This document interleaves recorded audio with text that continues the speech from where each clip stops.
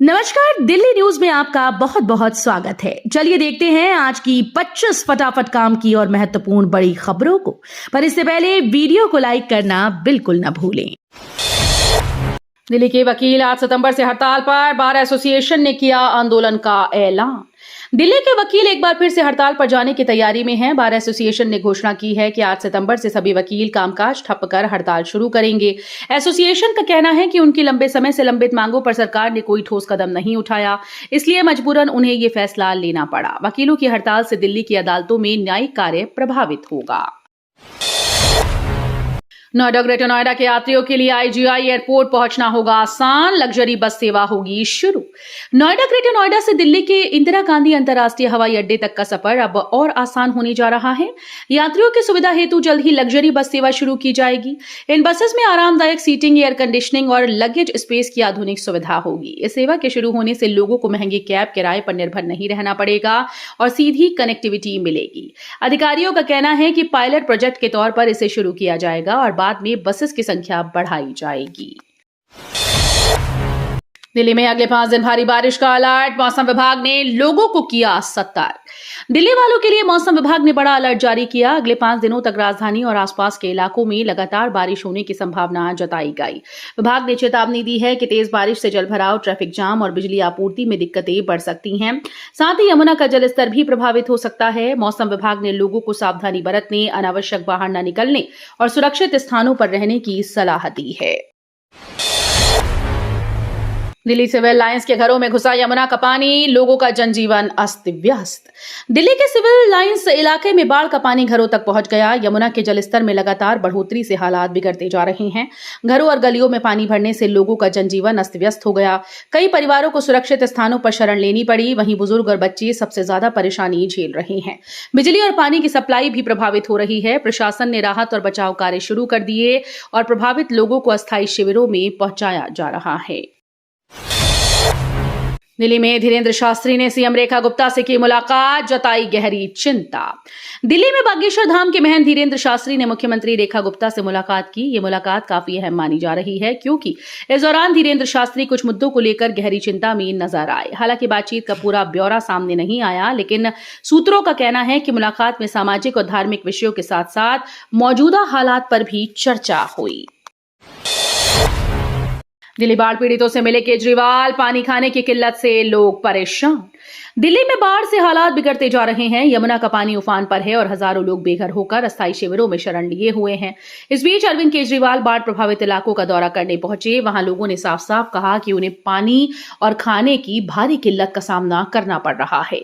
बच्चों और बुजुर्गों के लिए स्थिति और भी गंभीर है। केजरीवाल ने प्रशासन को तुरंत राहत सामग्री, भोजन, पानी उपलब्ध कराने के निर्देश दिए और आश्वासन दिया कि हर परिवार तक मदद पहुंचाई जाएगी। दिल्ली के कई इलाकों में घुसा बाढ़ का पानी, सीएम रेखा गुप्ता ने की समीक्षा बैठक। दिल्ली में बाढ़ का संकट लगातार गहराता जा रहा है। यमुना का जलस्तर बढ़ने से कई रिहायशी मकानों में पानी घुस गया है। इससे लोगों को घर छोड़कर सुरक्षित स्थानों पर जाना पड़ा है। हालात की गंभीरता को देखते हुए मुख्यमंत्री रेखा गुप्ता ने अधिकारियों के साथ आपातकालीन समीक्षा बैठक की। बैठक में राहत और बचाव कार्य तेज करने, प्रभावित परिवारों तक खाने पीने का सामान और जरूरी सुविधाएं पहुंचाने के निर्देश दिए गए। सरकार का कहना है कि प्रशासन 24 घंटे हालात पर नजर बनाए हुए है। दिल्ली में टूटा बारिश का रिकॉर्ड, 2010 के बाद सबसे ज्यादा बरसा मॉनसून। दिल्ली में इस बार मॉनसून ने सारे रिकॉर्ड तोड़ दिए। शहर में अब तक 843.1 मिलीमीटर बारिश दर्ज की जा चुकी है। ये औसत से करीब 32% ज्यादा है। मौसम विभाग के अनुसार यह आंकड़ा 2010 के बाद सबसे ज्यादा। लगातार हो रही बारिश ने जहां लोगों को गर्मी और उमस से राहत दी, वहीं कई इलाकों में जलभराव और ट्रैफिक जाम की स्थिति ने परेशानियां भी बढ़ा दी। मौसम विशेषज्ञों का कहना है कि बारिश का ये सिलसिला अभी जारी रहेगा और आने वाले दिनों में राजधानी में और अधिक बरसात देखने को मिल सकती है।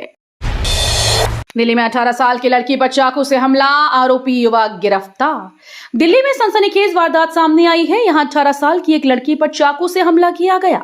गंभीर रूप से घायल युवती को तुरंत अस्पताल में भर्ती कराया गया, जहां उसका इलाज जारी है। पुलिस के मुताबिक वारदात को अंजाम देने वाला 24 साल का आरोपी युवक है, जिसे घटना के तुरंत बाद गिरफ्तार कर लिया गया। शुरुआती जांच में सामने आया कि आरोपी और पीड़िता एक दूसरे को पहले से जानती थी।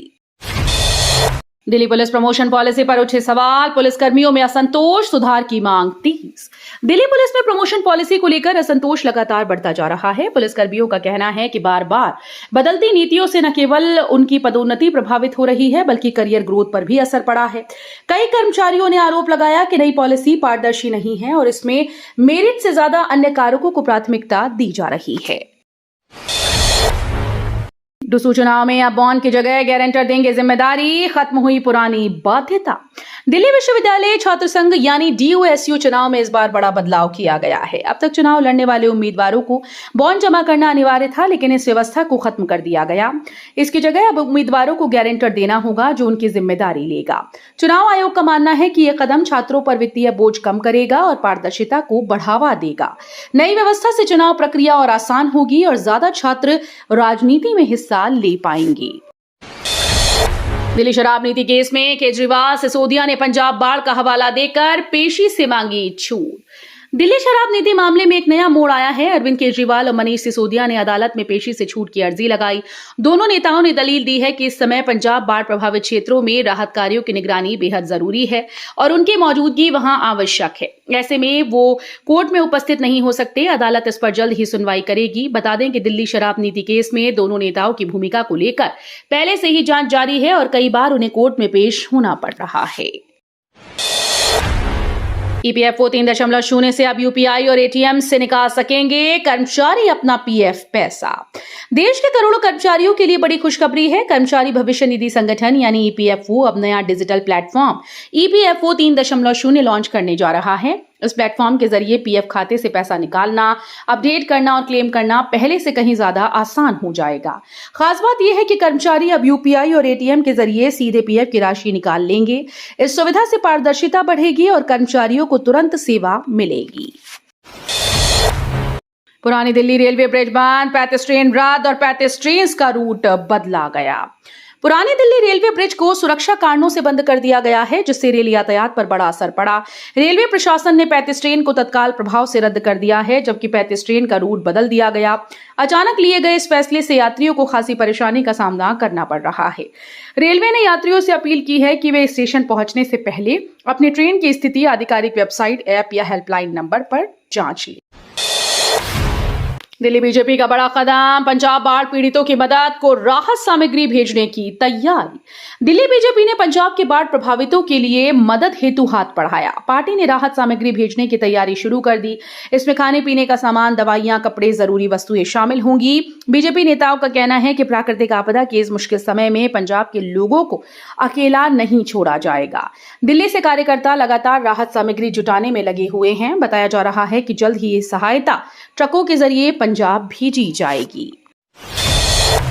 त्योहारों में दिल्ली के बाजारों में खरीदारी बढ़ने और कारोबार में उछाल की उम्मीद।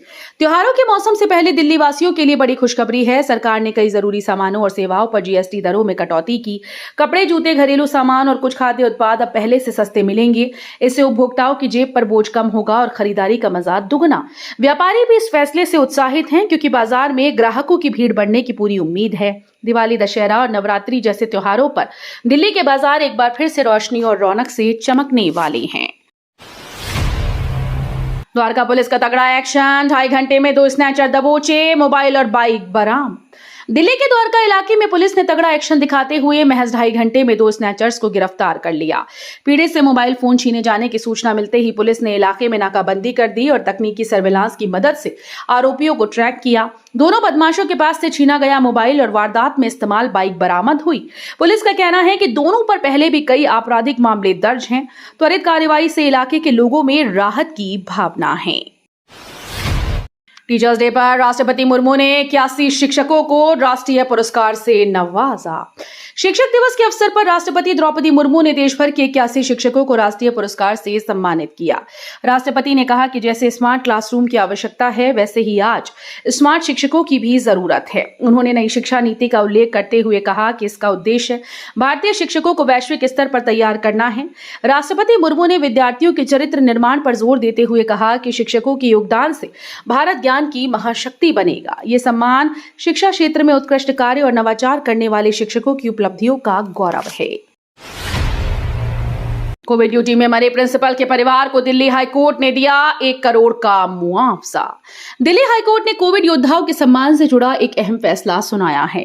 कोर्ट ने सरकार को निर्देश दिया कि कोविड ड्यूटी निभाते हुए मौत का शिकार हुए एक स्कूल प्रिंसिपल के परिवार को 1 करोड़ रुपए की अनुग्रह राशि दी जाए। प्रिंसिपल की विधवा ने एकल न्यायाधीश के उस फैसले को चुनौती दी थी जिसमें कहा गया था कि प्रिंसिपल उस समय कोविड ड्यूटी पर नहीं थे। हाईकोर्ट ने अपील स्वीकार करते हुए साफ किया कि कोविड काल में दी गई सेवाओं को नजरअंदाज नहीं किया जा सकता। यह आदेश नजीर के तौर पर देखा जा रहा है। कार्निया ट्रांसप्लांट मरीजों के लिए एम्स बनाएगा ऐप, आए बैंकों की मिलेगी जानकारी। कार्निया ट्रांसप्लांट की जरूरत वाले मरीजों के लिए अब राहत भरी खबर है। दिल्ली एम्स एक खास मोबाइल ऐप विकसित कर रहा है जिसमें देश भर के आई बैंकों की पूरी जानकारी उपलब्ध होगी। इस ऐप के जरिए मरीज और उनके परिजन नजदीकी आई बैंक से संपर्क कर सकेंगे और ट्रांसप्लांट की प्रक्रिया को तेजी से आगे बढ़ा सकेंगे। विशेषज्ञों का कहना है कि अक्सर मरीजों को जानकारी और संपर्क की कमी के कारण दिक्कत होती है। एम्स की ये पहल पारदर्शिता बढ़ाने और अंगदान की प्रक्रिया को सरल बनाने की दिशा में बड़ा कदम मानी जा रही है।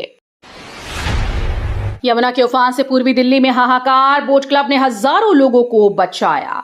यमुना का बढ़ता जलस्तर पूर्वी दिल्ली में हाहाकार मचा रहा है। निचले इलाकों में बाढ़ का पानी घुसने से हजारों लोग और मवेशी फंस गए। हालात की गंभीरता को देखते हुए बोट क्लब की टीम लगातार बचाव कार्य में जुटी है। पिछले 3 दिनों में 2500 लोगों और करीब 1500 पशुओं को सुरक्षित स्थानों पर पहुंचाया गया।